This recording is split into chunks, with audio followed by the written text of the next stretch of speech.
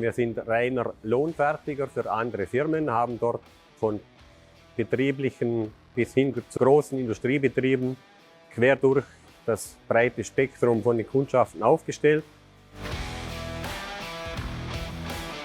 Wir haben vor 3 Jahren uns entschieden auf eine Bystronic mit 10 kW.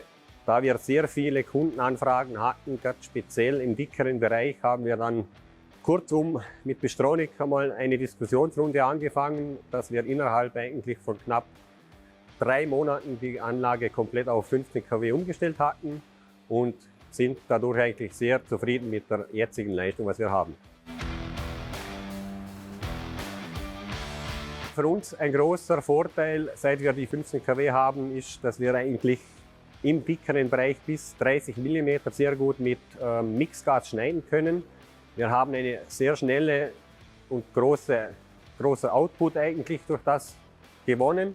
Wir haben durch das Power Upgrade viele Kundschaften neu gewinnen können, da wir jetzt auch in dickeren Materialstärken lesen können für speziell dicke Maschinenbauelemente und durch das auch für die Kunden mehr flexibler geworden sind.